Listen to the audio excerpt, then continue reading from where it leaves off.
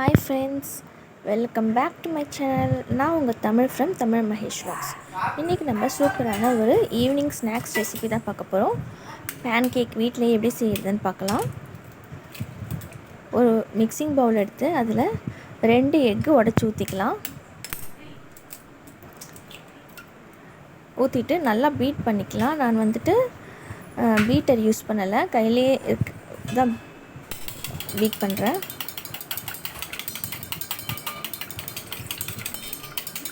நம்ம actually pan cake வந்துட்டு மைதா மாவில் தான் செய்வோம். நம்ம ஆனால் குழந்தைங்களுக்கு கொடுக்கறதுனால மைதா வேண்டான்னு சொல்லிவிட்டு நான் இன்றைக்கி கோதுமை மாவில் செய்கிறேன்.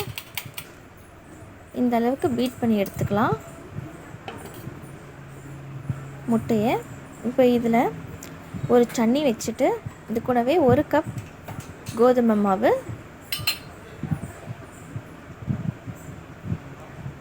1 கப் கோதுமை மாவு, இது 250 ml இருக்குது. இது கூடவே 1 spoon baking soda, 1 spoon baking powder, 1/2 spoon baking soda சேர்த்துட்டு கொஞ்சமாக உப்பு சேர்த்துட்டு நல்லா சலிச்சுக்கலாம்.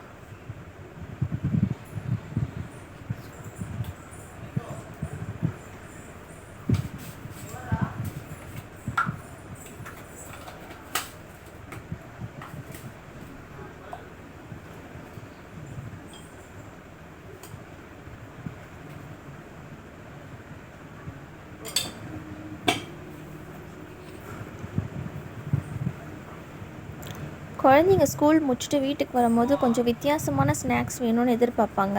நம்ம இந்த பேன் கேக் பண்ணி கொடுத்தோன்னா அவங்களுக்கு ரொம்பவே பிடிக்கும். இந்த மெத்தடில் பண்ணோன்னா ரொம்பவே சாஃப்டான ரொம்ப சூப்பரான பேன் கேக் கிடைக்கும். மாவை சலிச்சிட்டு நல்லா அந்த எக்கு கூட மிக்ஸ் பண்ணிக்கலாம்.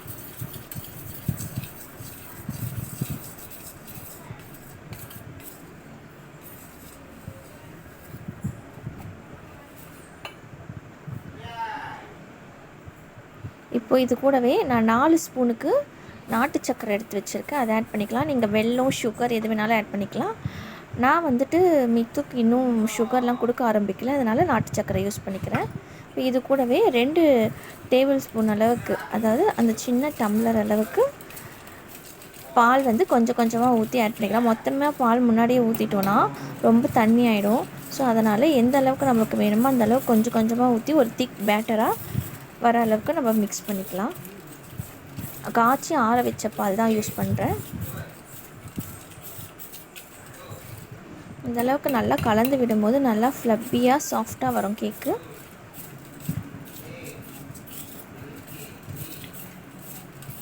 கட்டைகள் இல்லாமல் நல்லா கலந்து விட்டுடலாம்.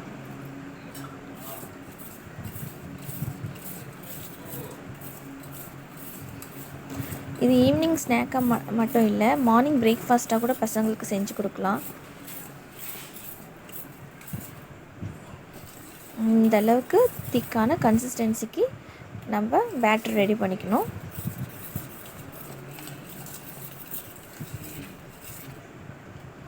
இந்த அளவுக்கு திக்காக இருக்குது பாருங்கள். இப்போ நம்மளோட மாவு ரெடி ஆகிடுச்சு.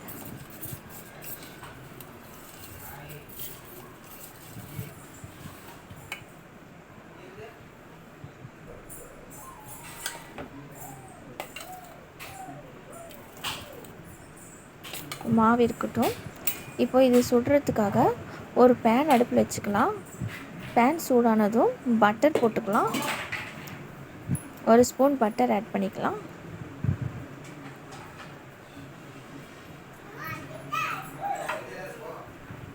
ரொம்ப சிம்பிளாக ஈஸியான டிஃப்ரெண்ட்டான டிஷ்ஷாக இருக்கும் இது. பசங்களுக்கு நம்ம செஞ்சு கொடுக்கும்போது வித்தியாசமாக செஞ்சு கொடுக்குறோன்னு சொல்லிட்டு அவங்களுக்கும் ரொம்ப பிடிச்சி சாப்பிடுவாங்க.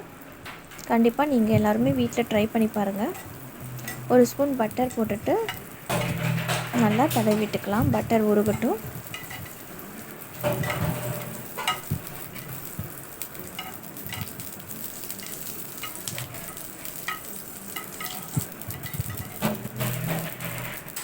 இப்போ ஒரு கரண்டி மாவு எடுத்து அப்படியே ஊற்றிக்கலாம்.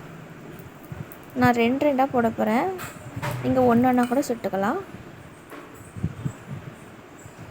தேய்ச்சி விடக்கூடாது, நம்ம இதை அப்படியே ஊற்றிட்டு விட்டுடணும். நல்லா சிம்மில் வச்சிடலாம் ஃப்ளேமை.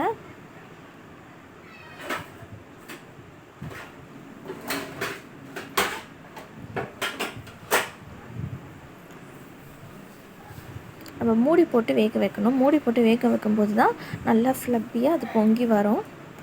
மூடி போட்டு வச்சிடலாம். ரொம்ப நேரம் ஆகாது வேகிறதுக்கு, சட்டுன்னு வெந்துடும். ஒரு 2லேருந்து 3 நிமிஷம் தான் எடுக்கும் ஒரு பேன் கேக்கும் செய்கிறதுக்கு. பாருங்கள், 2 பக்கமும் திருப்பி போட்டாச்சு. எந்த அளவுக்கு ஃப்ளப்பியாக வந்திருக்கு.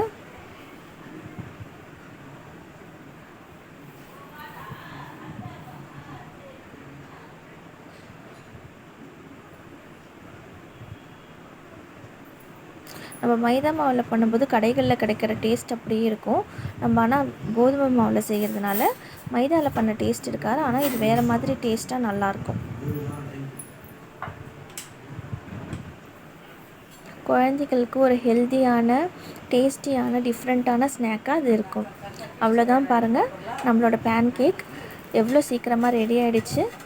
பார்க்கவே எவ்வளோ சூப்பராக இருக்குது பாருங்கள். இதே மாதிரி நீங்களும் வீட்டில் கண்டிப்பாக ட்ரை பண்ணி பாருங்கள். எந்த அளவுக்கு ஃப்ளப்பியாக வந்திருக்கு பாருங்கள். இது கூடவே கொஞ்சமாக ஹனி சேர்த்து சர்வ் பண்ணிக்கலாம் நம்ம.